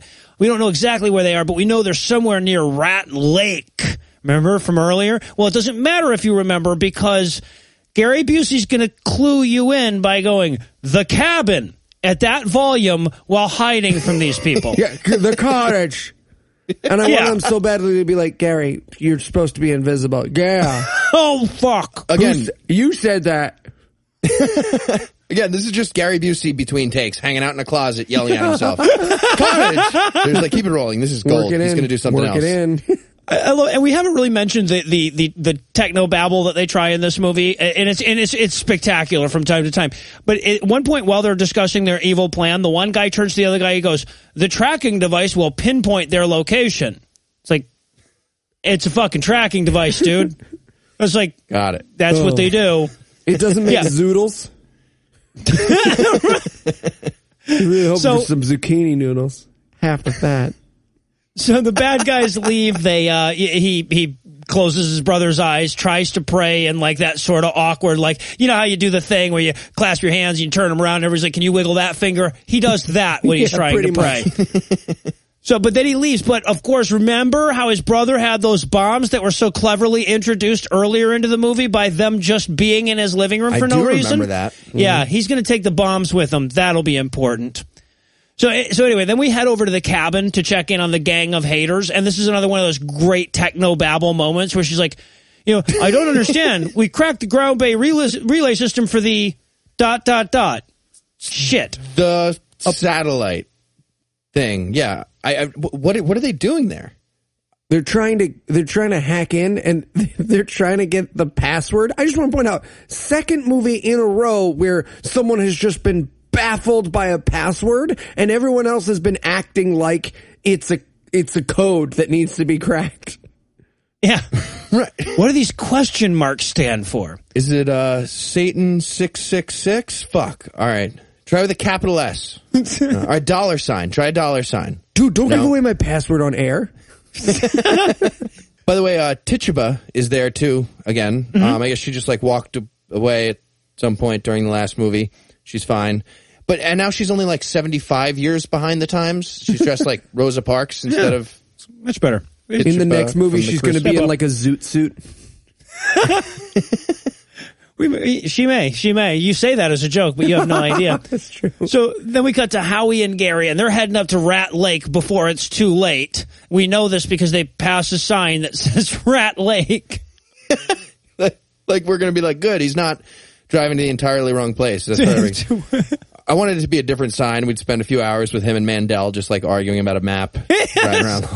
I told you we should have gone left.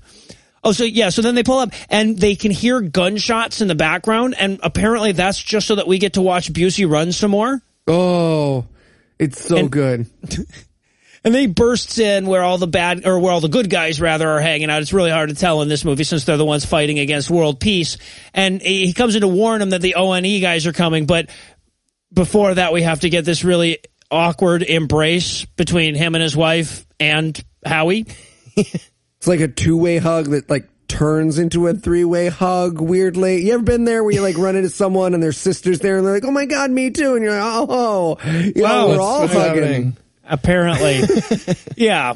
And of course he's trying to warn him like that the ONE guys are coming and they're shooting everybody that they see, but it's too late because an ONE guy walks in on him while he's saying that. Right. And so this ONE guy decides to like smack talk the Bible and then ask everyone individually if they're ready to die for the Bible. And it's such terror. I mean, the Bible's pretty easy to smack talk, you know, but instead this guy's going like, "Oh, you guys like this stupid little book with stupids in it? Why don't you marry it then?" That's about as good as he can go. Look at this. "Oh, I'm the Bible." Duh, duh. You want to die for that? And Gary Busey immediately is ready to die for the Bible. I wrote in my notes, Gary Busey's ready to die for Arby's. Let's not overthink this. So they all do like a I'm Spartacus version of go ahead and shoot me for being Christian, except for Howie Mandel. Yeah, he doesn't want to die for the Bible. So he runs off in shame, and the bad guy lets him. I don't understand the scene at all. It's not clear. Like they're all answering yes.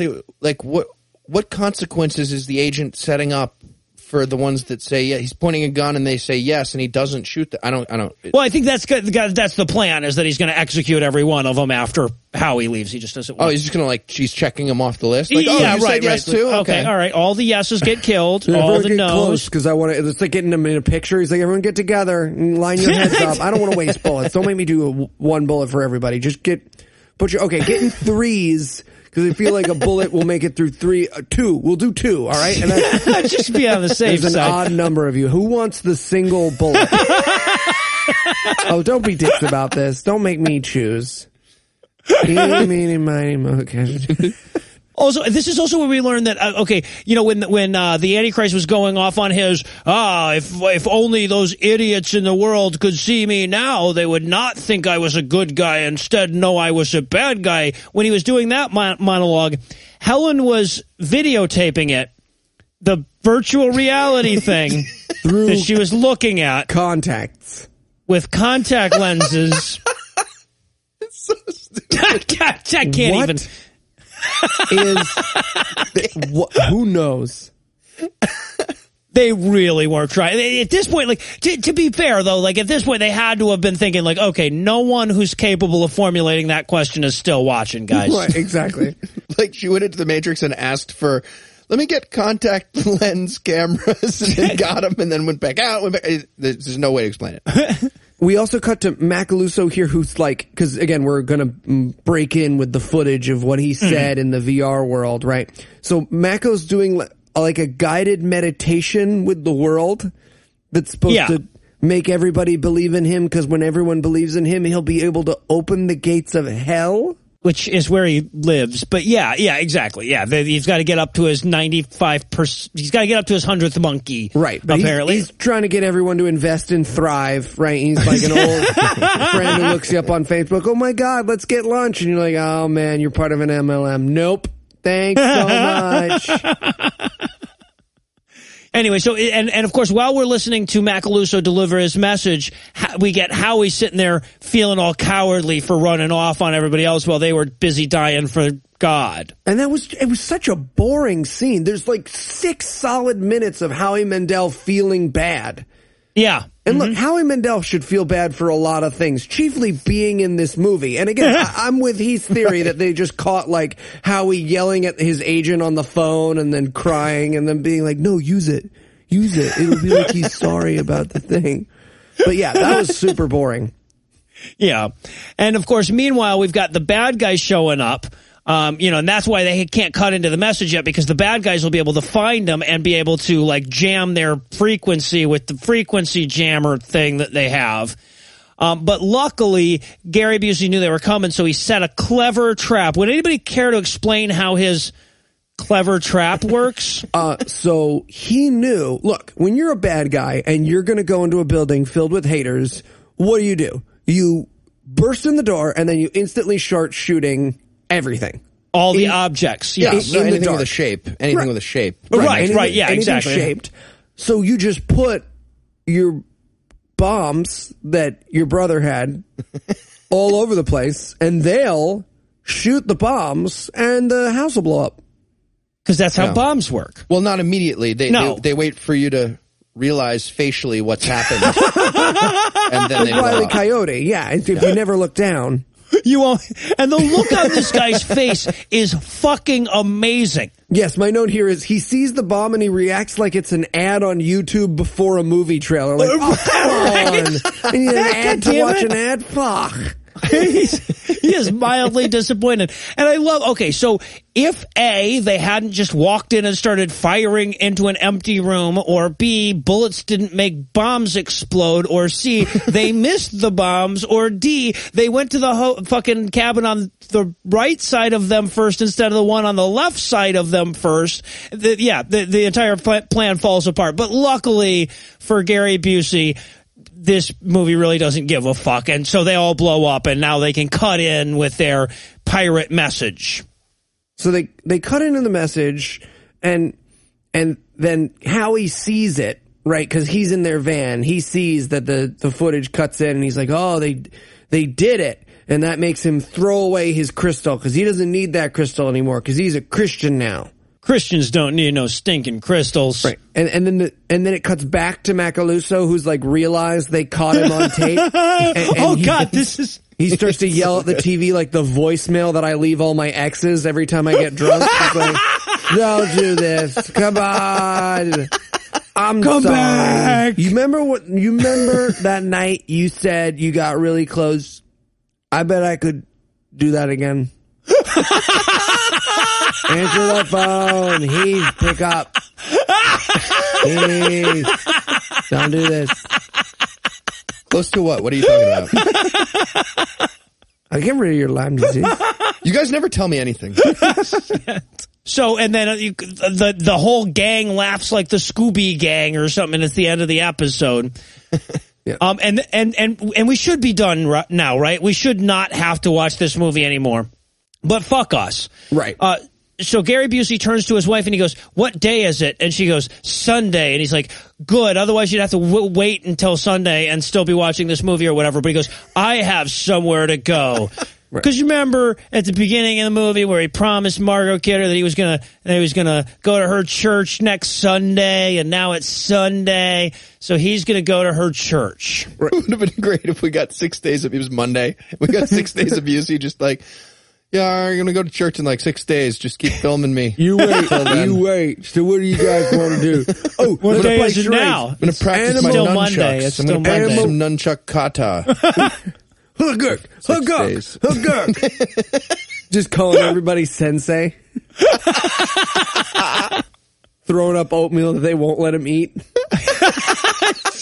I ate too much Halloween candy.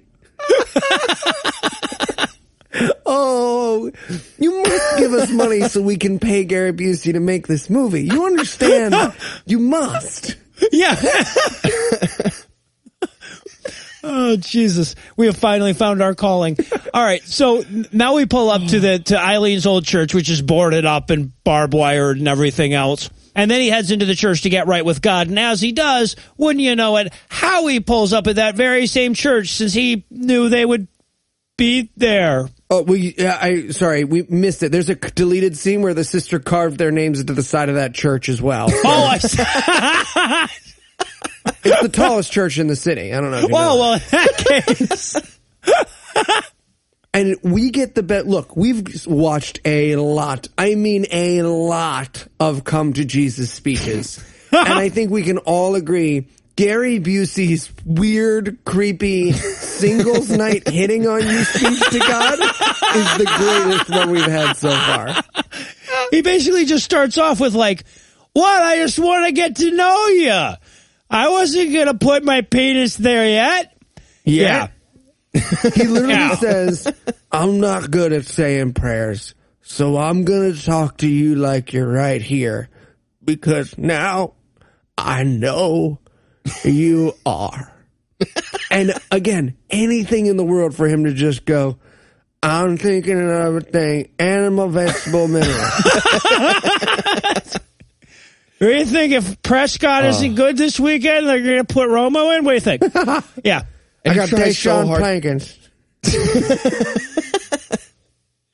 And he tries so hard to cry near the end of this little monologue, but it's clearly not working. And it looks like they eventually settled on waiting until he really had to pee and then shooting the scene, because that's the look on his face for the last Guys, I figured out how to make water come out of my body. You know I'm not allowed a big lemonade during the big days. Well, what if we give me the big lemonade at the Aunt Annie's Pretzels, but then no wee-wee's time? I need help. It's probably where they got the inspiration for that opening scene with Calvin. Yeah, I got a guy who will sell you old ice cream.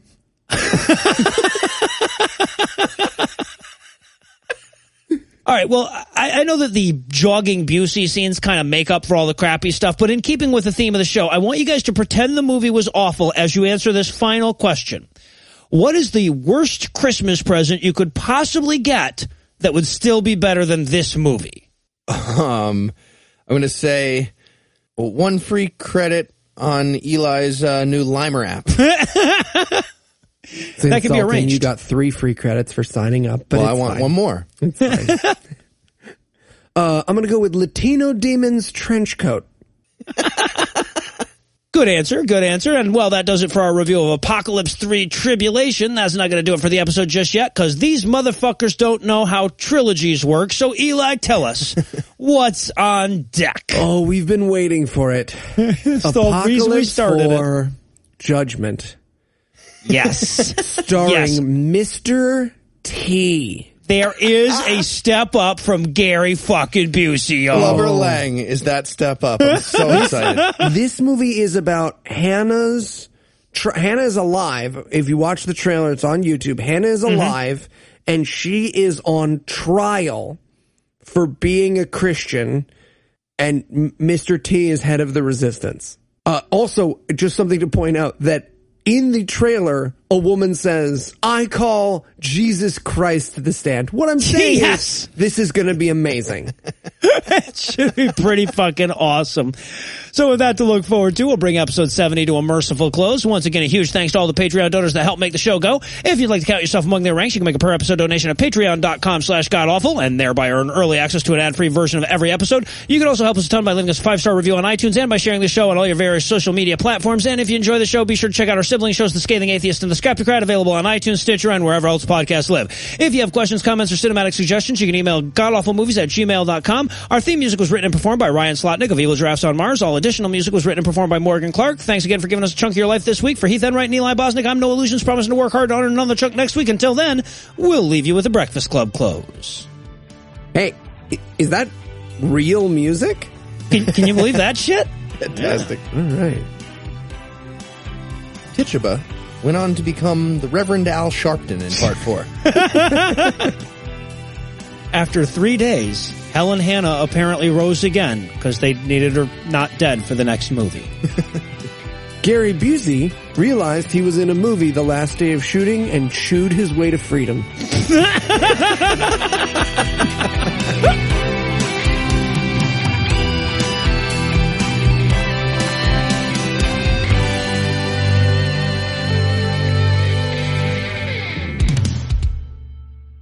Because he heard what my brother said about a big conspiracy. He's been trying so hard. He's been trying so hard since the first line. I was like, man, I wish that this was my line after, because there's no way.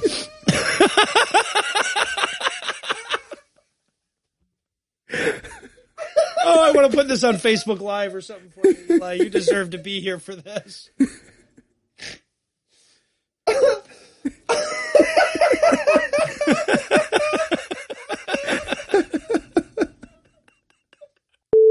Okay, here we go.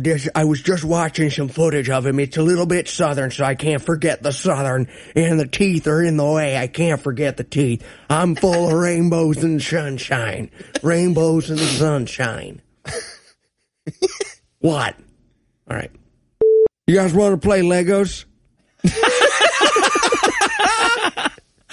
Can we just hire him as the intern? Oh, man.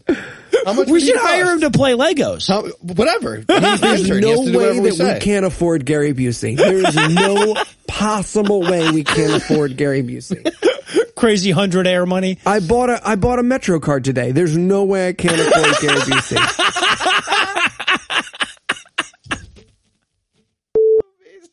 All right, we've got to stop this episode. He's going to die. All right. The preceding podcast was a production of Puzzle in a Thunderstorm, LLC, copyright 2016, all rights reserved. You bring your phone everywhere. Work, school, the movies. Now you can bring it to an Xfinity store for an easy way to switch to Xfinity Mobile, a new kind of network designed to save you money. You can get up to 5 lines of talk and text included with Xfinity Internet at no extra cost, so all you pay for is data. It's never been easier to switch to Xfinity Mobile and keep the phone you love. Click here to see how. Sorry, I gotta take this. Restrictions apply. Limited to select mobile phones. Requires activation of a new line of Xfinity Mobile. Up to 5 devices per account. New Xfinity Internet customers limited to up to 2 lines pending activation of Internet service.